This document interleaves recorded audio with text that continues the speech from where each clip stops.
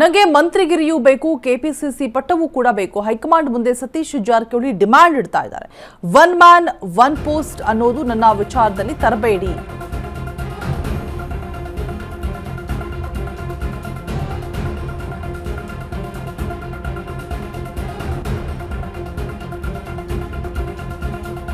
ಸಂಪುಟದಲ್ಲಿ ಇದ್ದುಕೊಂಡೇ ಪಕ್ಷ ಸಂಘಟನೆಯ ಜವಾಬ್ದಾರಿ.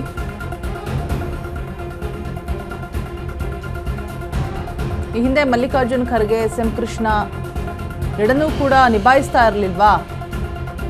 ಅಷ್ಟು ದೂರ ಯಾಕೆ? ಡಿ.ಕೆ. ಶಿವಕುಮಾರ್ ಮಂತ್ರಿಯು ಕೆಪಿಸಿಸಿ ಅಧ್ಯಕ್ಷರು ಆಗಿದ್ರಲ್ವಾ, ಈಗ ನನಗೂ ಹಾಗೆ ಮಾಡಿ 2028ಕ್ಕೆ ಮತ್ತೆ ಪಕ್ಷವನ್ನು ಅಧಿಕಾರಕ್ಕೆ ತರ್ತೀವಿ ಅಂತ ಹೇಳ್ತಿದ್ದಾರೆ. ಹೈಕಮಾಂಡ್ ಮುಂದೆ ಸತೀಶ್ ಜಾರಕಿಹೊಳಿ ಸ್ಪಷ್ಟವಾದಂತಹ ಮಾತನಾಡ್ತಾ ಇದ್ದಾರೆ.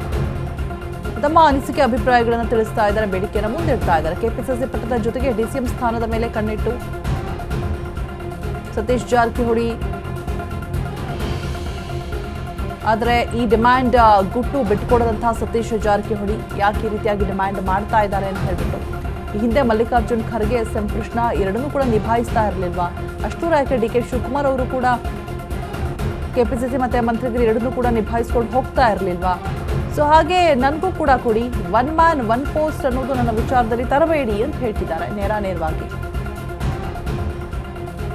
ಸಂಪುಟದಲ್ಲಿ ಇದ್ಕೊಂಡೇ ಪಕ್ಷ ಸಂಘಟನೆಯ ಜವಾಬ್ದಾರಿಯನ್ನು ತಗೋತೀನಿ ಅನ್ನುವಂತಹ ಭರವಸೆಯನ್ನು ಕೂಡ ಕೊಡ್ತಾ ಇದ್ದಾರೆ. ಈ ಹಿಂದೆ ಮಲ್ಲಿಕಾರ್ಜುನ್ ಖರ್ಗೆ, ಎಸ್.ಎಂ. ಕೃಷ್ಣ, ಈಗ ಡಿ.ಕೆ. ಶಿವಕುಮಾರ್ ಎಲ್ಲರ ಎಕ್ಸಾಂಪಲ್ಸ್ ಅನ್ನ ಕೊಟ್ಬಿಟ್ಟು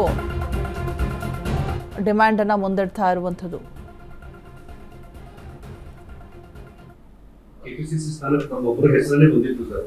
ಈಗ ಪರಮೇಶ್ವರ್ ಅವರ ಹೆಸರು ಕೂಡ ಕೇಳಿ ಬರ್ತಾ ಇದೆ. ಗೊತ್ತಿಲ್ಲ ಯಾರಿಗೆ ಮಾಡ್ತಾರ, ಅಂತಿಮವಾಗಿ ಹೈಕಮಾಂಡೇ ಮಾಡ್ಬೇಕು. ಯಾರಿಗೆ ಮಾಡ್ತಿರ್ತಾರ, ಯಾವುದೇ ಇದ್ರು ಕೂಡ 2-3 ಹೆಸರು ಇಟ್ಟಿರ್ತಾರೆ. ಒಂದ್ ಹೆಸರು ಯಾವಾಗ ಇರೋಲ್ಲ. 2-3 ಹೆಸರಲ್ಲಿ ಅವ್ರಿಗೆ ಯಾವ್ದು ಸೂಕ್ತ ಅದನ್ನ ಮಾಡೇ ಮಾಡ್ತಾರೆ. ಸೊ ವೇಟ್ ಮಾಡ್ಬೇಕಷ್ಟೇ ನಾವೇ. ಭೇಟಿ ಅಲ್ಲ ಸರ್? ಇಲ್ಲ, ಅವ್ರು ಡೆಲ್ಲಿಗೆ ಹೋಗಿದ್ರಲ್ಲ, ನಿಮ್ಗೆ ಭೇಟಿಯಾಗಿಲ್ಲ.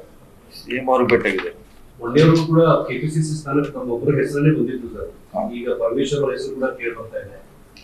ಗೊತ್ತಿಲ್ಲ ಯಾರಿಗೆ ಮಾಡ್ತಾರ, ಅಂತಿಮವಾಗಿ ಹೈಕಮಾಂಡೇ ಮಾಡ್ಬೇಕು. ಯಾರಿಗೆ ಮಾಡ್ತಿರ್ತಾರ, ಯಾವುದೇ ಇದ್ರು ಕೂಡ 2-3 ಹೆಸರು ಇಟ್ಟಿರ್ತಾರೆ. ಒಂದ್ ಹೆಸರು ಯಾವಾಗ ಇರೋಲ್ಲ. 2-3 ಹೆಸರಲ್ಲಿ ಅವ್ರಿಗೆ ಯಾವ್ದು ಸೂಕ್ತ ಅದನ್ನ ಮಾಡೇ ಮಾಡ್ತಾರೆ. ಸೊ ವೇಟ್ ಮಾಡ್ಬೇಕಷ್ಟೇ ನಾವೇ. ಭೇಟಿ ಅಲ್ಲ ಸರ್? ಇಲ್ಲ, ಅವ್ರು ಡೆಲ್ಲಿಗೆ ಹೋಗಿದ್ರಲ್ಲ, ನಿಮ್ಗೆ ಭೇಟಿಯಾಗಿಲ್ಲ. ಸಿಎಂ ಅವ್ರಿಗೆ ಭೇಟಿಯಾಗಿದೆ. ಮೊನ್ನೆಯವರು ಕೂಡ ಕೆಪಿಸಿಸಿ ಸ್ಥಾನಕ್ಕೆ ಒಬ್ಬರ ಹೆಸರನ್ನೇ ಬಂದಿತ್ತು ಸರ್. ಈಗ ಪರಮೇಶ್ವರ್ ಅವರ ಹೆಸರು ಕೂಡ ಕೇಳಿ ಬರ್ತಾ ಇದೆ. ವೆಕೇಶನ್ ಡೀಟೇಲ್ಸ್ ಅನ್ನು ಕೊಡೋದಕ್ಕೆ ನಮ್ಮ ಪ್ರತಿನಿಧಿ ದೀಪಾ ಕುಕ್ವಾಡ ಲೈವ್ನಲ್ಲಿ ಜಾಯಿನ್ ಆಗ್ತಾ ಇದ್ದಾರೆ. ದೀಪಾ, ಒಂದು ಕಡೆ ಸಾಕಷ್ಟು ಗೊಂದಲಗಳು, ಅದರ ಮಧ್ಯೆ ಇದೀಗ ನನಗೆ ಒನ್ ಮ್ಯಾನ್ ಒನ್ ಶೋ ಅನ್ನುವಂಥ ಪೋಸ್ಟ್ ಬೇಡ, ನಾನು ಎರಡನ್ನೂ ಕೂಡ ನಿಭಾಯಿಸ್ಕೊಂಡು ಹೋಗ್ತೀನಿ ಅನ್ನುವಂಥ ಒಂದು ಡಿಮ್ಯಾಂಡನ್ನು ನೇರವಾಗಿ ಜಾರಕಿಹೊಳಿ ಮುಂದಿಡ್ತಾ ಇದ್ದಾರೆ. ಸೊ ಏನಾಗಬಹುದು ಇದು ಅನ್ನುವಂಥ ಕ್ಯೂರಿಯಾಸಿಟಿ. ದೀಪಾ, ಅಪ್ಡೇಟ್ಸ್ ಕೊಡೋದಾದ್ರೆ.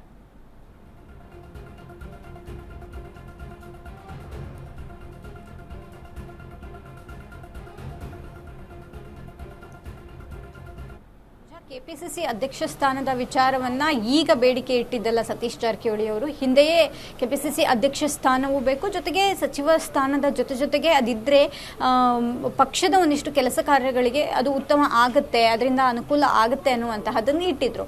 ಇದೀಗ ಅದೇ ರೀತಿಯಾದಂತಹ ಬೇಡಿಕೆ ಕೂಡ ಮುಂದುವರೆದಿದೆ. ಸಚಿವ ಸ್ಥಾನದ ಜೊತೆಗೆ ಕೆಪಿಸಿಸಿ ಅಧ್ಯಕ್ಷ ಸ್ಥಾನ ಬೇಕು ಅನ್ನುವಂತಹದ್ದು ಅವರ ಒಂದಿಷ್ಟು ವಾದ. ಇದರ ಜೊತೆಗೆ ಅವರ ಅಭಿಮಾನಿಗಳು ಕೇಳ್ತಾ ಇರುವಂತದ್ದು, ಡಿ.ಕೆ. ಶಿವಕುಮಾರ್ ಅವರು ಯಾವ ರೀತಿಯಾಗಿದ್ರು ಅಂದ್ರೆ ಕೆಪಿಸಿಸಿ ಅಧ್ಯಕ್ಷ ಸ್ಥಾನ, ಸಚಿವ ಸ್ಥಾನ ಮತ್ತೆ ಡಿಸಿಎಂ ಪೋಸ್ಟ್ ಮೂರನ್ನು ಯಾವ ರೀತಿಯಾಗಿ ಅವರಿಗೆ ಕೊಡಲಾಗಿತ್ತು ಅದೇ ರೀತಿಯಾಗಿ ಸತೀಶ್ ಜಾರಕಿಹೊಳಿ ಅವರಿಗೂ ಕೂಡ ನೀಡಿ ಅನ್ನುವಂತಹ ಒತ್ತಾಯವನ್ನ ಮಾಡ್ತಿದ್ದಾರೆ. ಈ ಮಧ್ಯೆ ಮುಂದಿನ ಅಹಿಂದ ನಾಯಕ ಅಥವಾ ಅಹಿಂದ ಮತಗಳನ್ನು ಒಟ್ಟುಗೂಡಿಸುವಂತಹ ನಿಟ್ಟಿನಲ್ಲಿ ಒಂದಿಷ್ಟು ಶ್ರಮ ವಹಿಸ್ತಾ ಇದ್ದಾರೆ ಸಿದ್ದರಾಮಯ್ಯ ಅವರ ಬಳಿಕ ಅವರೇ ನಾಯಕರಾಗಿ ಹೊರಹೊಮ್ಮುತ್ತಿದ್ದಾರೆ. ಹಾಗಾಗಿ ಆ 3 ಪೋಸ್ಟ್ಗಳನ್ನು ನೀಡಿದ್ದಾರೆ. ಅಂದ್ರೆ 3 ಒಂದು ಕೆಪಿಸಿಸಿ ಅಧ್ಯಕ್ಷ ಸ್ಥಾನ, ಸಚಿವ ಸ್ಥಾನ ಮತ್ತೆ ಡಿಸಿಎಂ ಪೋಸ್ಟ್ ಮೂರನ್ನೂ ಕೂಡ ನೀಡಿದ್ರೆ ಮುಂಬರುವಂತಹ ಸ್ಥಳೀಯ ಚುನಾವಣೆಗಳು ಮತ್ತೆ 2028ರ ಸಾರ್ವತ್ರಿಕ ಚುನಾವಣೆಗೆ ಅದು ಅನುಕೂಲ ಆಗುತ್ತೆ ಅನ್ನುವಂಥ ನಿಟ್ಟಿನಲ್ಲಿ ಬೇಡಿಕೆಗಳು ಕೇಳಿ ಬರ್ತಿದೆ.